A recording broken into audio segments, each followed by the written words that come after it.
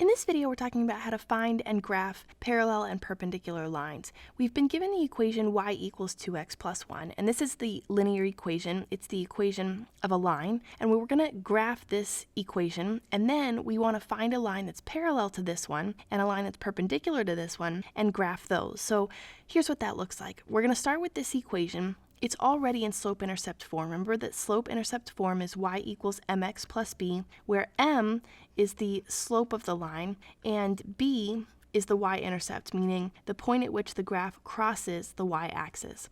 So if we look at our equation, we can see that the form is exactly the same, and we can say that m is equal to 2, so the slope of our line is 2, and that the y-intercept is equal to 1. So with only those two pieces of information, we can go ahead and graph the line. So we start with the y-intercept. The y-intercept is 1. That means we come up here to positive 1 along the y-axis, and we plot a point. Then we say that the slope is 2. The slope is positive 2. Well, to get positive 2, we can either use one of two fractions. We can use 2 over 1, positive 2 over positive 1, or we can use negative 2 over negative 1. Both of these fractions are equal to positive 2. So with this information, we can graph the line. So remember that the slope is change in y over change in x. So when we say positive 2 over positive 1, we mean go in the positive direction of the y-axis 2 units and go in the positive direction of the x-axis 1 unit. So when we use positive 2 over positive 1, we're going to go up 2 along the y-axis and over 1 along the x-axis,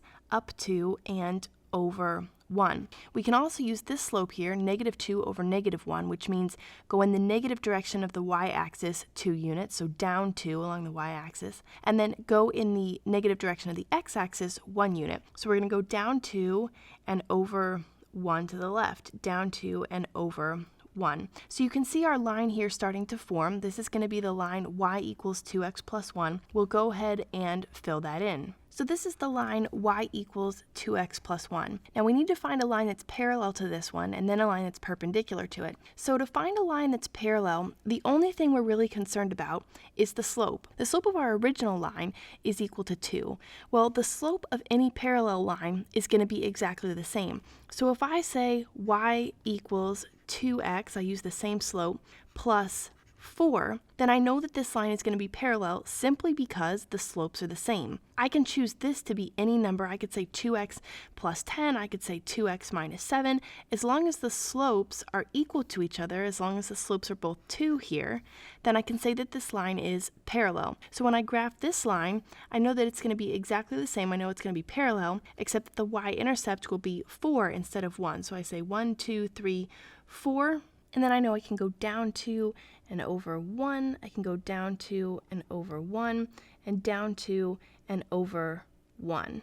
Now when I draw in that line, it should look like it's parallel to my original line, and in fact it does. When I sketch it here, it looks like it's parallel to my original line, which means, remember, parallel, that they run exactly at the same angle. They're never going to intersect each other, no matter how far I go out this way or how far I go out this way. They're never going to cross. So those lines are parallel, but what about a perpendicular line? Well, remember we said that parallel lines had to have the same slope. If I want to find a perpendicular line, I want to take the negative reciprocal of the original slope. So let's talk about that for a second. Negative reciprocal, what does that mean? Well, I want to take my original slope, which is 2. So my original slope is 2. If I write this as a fraction, of course I know it's 2 over 1, right? 2 over 1 is the same thing as 2. When I want to take the reciprocal of a fraction, I just flip it upside down. The denominator becomes the numerator becomes the denominator. So the reciprocal of 2 over 1 is 1 over 2. I just turn it on its head. Then when I say the negative reciprocal, I just want to take the opposite of this, or the negative of this, and so I get negative 1/2. So the negative reciprocal of 2 is negative 1/2. So the slope of my perpendicular line needs to be negative 1/2. So I'll go ahead and say y equals negative 1/2 x plus 2. And again, the y-intercept doesn't matter. All that matters is that the slope is the negative reciprocal of the original slope, and if that's true, then I know these lines will be perpendicular. So again, here I can see that my slope is negative 1/2, which I already knew, and my y-intercept is going to be positive 2, just like this one here was positive 4. So I want to start with positive 2, so I'm going to say 1, 2, go up to positive 2 along the y-axis. and then my slope is negative 1/2. Well, keep in mind that there are two ways to write negative 1/2. I can write it as negative 1 over positive 2, or I can write it as positive 1 over negative 2.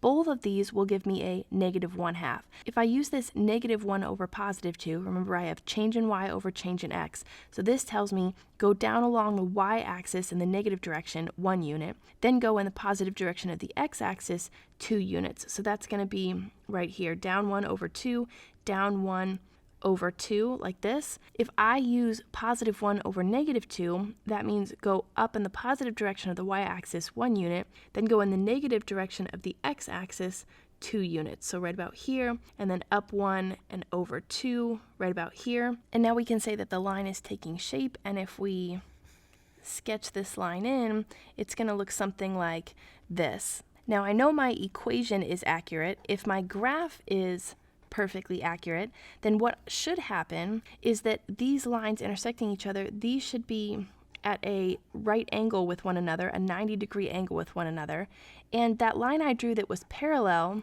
to my original line, that should also be at a 90-degree or a right angle to my perpendicular line. Because these lines are parallel, they're both going to be perpendicular to the perpendicular line. And keep in mind here that we can even find a fourth line. We'll call it y equals negative 1/2 x plus 0. So we'll just leave off the plus 0 here. So y equals negative 1/2 x. We can even find a fourth line. This one, as you can see, the slope is negative 1/2, which means it's going to be parallel to this line that we found here, and both of these are going to be perpendicular to the first two lines because the slopes are the same here, so these are parallel, but they are the negative reciprocals of these slopes up here, so they're both going to be perpendicular to these two lines. So if I say my y-intercept is 0, I come here to 0, and then for my slope, I'm going to go down 1 and over 2, down 1 and over 2, like this. Here I'm going to go up 1 and over 2, and I'm going to go up 1 and over 2. And if I sketch my line in, it's going to look something like this.